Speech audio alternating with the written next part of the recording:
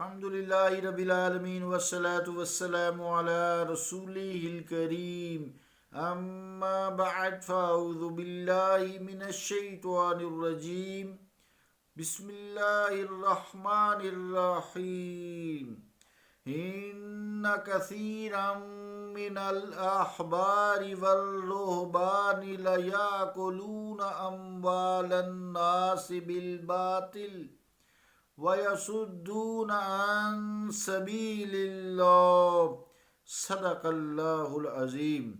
واجب الاحترام سامعین، السلام علیکم ورحمۃ اللہ وبرکاتہ۔ آیت کریمہ کا ترجمہ سماعت کیجیے۔ بے شک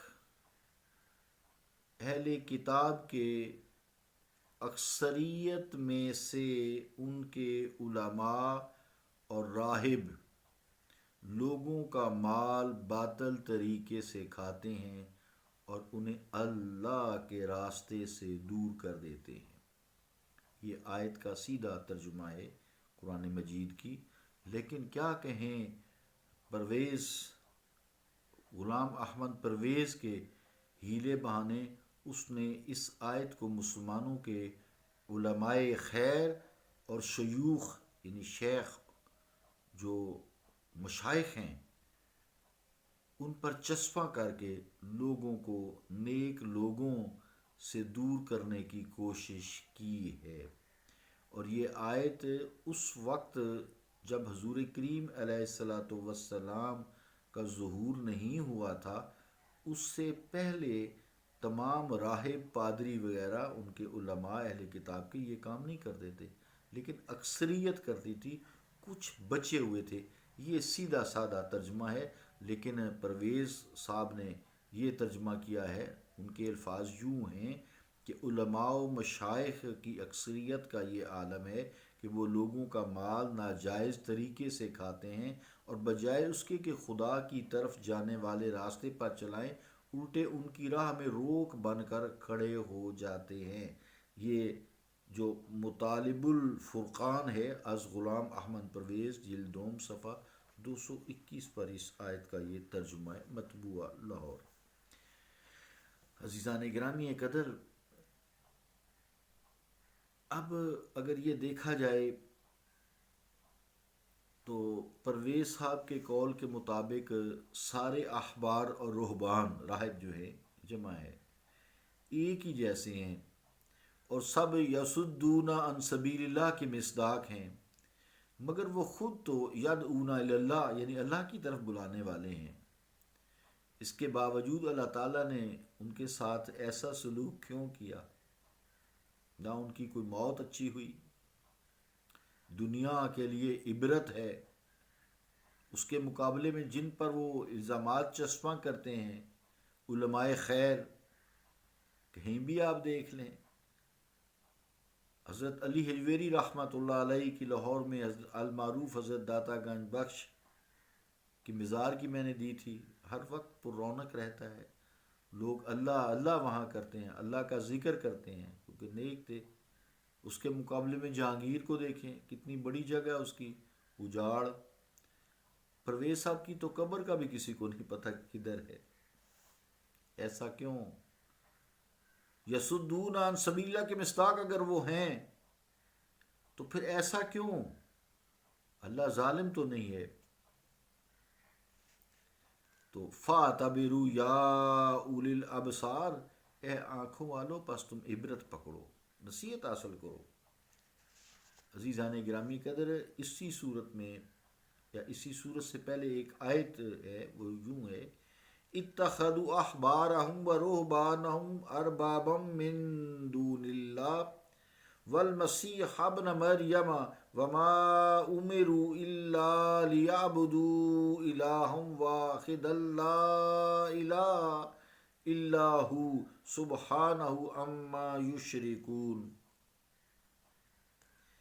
پھر وہ جو بات تھی کہ جب حضور علیہ الصلوۃ والسلام تشریف لے آئے تو اس وقت جو رہبان یعنی راہب اور ان کے پادری ایمان آپ پر لے آئے، وہ تو ان کے سارے معاملات ختم ہو گئے، چاہے وہ لوگوں کا مال باطل طریقے سے لوٹتے تھے یا جتنے بھی گناہ گار تھے، چاہے وہ شرک ہی کرواتے ہوں لوگوں سے، تو ان کی تو معافی ہو گئی، اس کے بعد کوئی گنجائش نہیں ہے سوائے حضور کریم علیہ الصلوۃ والسلام پر ایمان لانے کے۔ تو پرویز صاحب تو حضور علیہ الصلوۃ والسلام پر ایمان ہی نہیں لائے، انہوں نے تو اپنی نبوت کا کام شروع کیا۔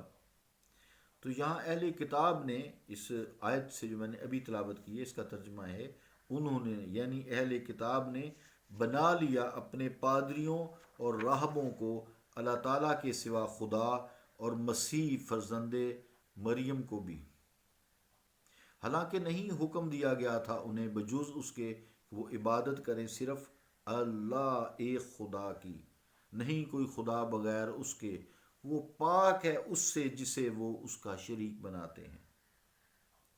تو اہل کتاب نے عزیزان گرامی قدر اپنے پادریوں کو، راہبوں جن کے لیے پرویز صاحب علماء مشائخ کے الفاظ لکھ رہے ہیں، خدا بنا لیا تھا۔ اب آپ سوچئے علماء مشائخ سلف و خلف میں کون شیخ یا عالم اپنے مریدوں یا شاگردوں کو یہ کہتا ہے کہ نعوذ باللہ ہمیں خدا مانو یا ہماری عبادت کیا کرو؟ اگر کسی جاہل بدبخت نے اپنی خواہش نفسانی سے ایسی شیطانی حرکت کی تو اس سے ایسا معاملہ کیا جو معبود برحق کے ساتھ خاص ہے، تو اس میں ان حضرات کا کیا قصور ہے؟ ان کی تعلیمات تو واضح ہیں، اور بروز قیامت ایسے لوگوں سے علانیہ برات کا اظہار بھی کریں گے، جیسا کہ حضرت عیسیٰ علیہ الصلوۃ والسلام اور دیگر مقبولان خدا کے متعلق قرآن مجید میں اور سنت میں بات ثابت ہے۔ حضرت عیسیٰ علیہ الصلوۃ والسلام بارگاہ رب العزت میں صاف برات کا اظہار فرما رہے ہیں، عرض کریں گے ما قلت لهم الا ما امرتنی به ان اعبدوا اللہ ربی و ربکم، القرآن۔ یعنی ترجمہ کیا؟ نہیں کہا میں نے انہیں مگر وہی کچھ جو جس کا تو نے حکم دیا مجھے کہ عبادت کرو اللہ کی جو میرا بھی پروردگار ہے اور تمہارا بھی پروردگار ہے۔ اسی طرح جن پاک ہستیوں کو بعض لوگوں نے جہالت کی بنیاد پر معبودیت کا درجہ دے رکھا، وہ تو کافر ٹھہرے، وہ صاف کہہ دیں گے وَقَالَ شُرَكَاؤُهُم مَّا كُنتُمْ إِيَّانَا تَعْبُدُونَ، قرآن مجید ہے یہ، اس کا ترجمہ آیت کا کہ اور وہ کہیں گے ان کے معبود اے مشرکو ہم تمہاری عبادت نہیں کیا کرتے تھے بلکہ اپنی خواہش نفس کے فرما بردار تھے۔ اللہ تعالیٰ ہمیں دین کو سمجھنے اور ایسے لوگوں سے جو دین فروش اور لوگوں کو کفر کی طرف بلاتے ہیں اور قرآن مجید کے غلط ترجمہ کر کے اس پر اپنی دکانداری چمکاتے ہیں اور لوگوں کو دین اسلام سے دور کرتے ہیں، اللہ تعالیٰ ہم پہ فضل فرمائے۔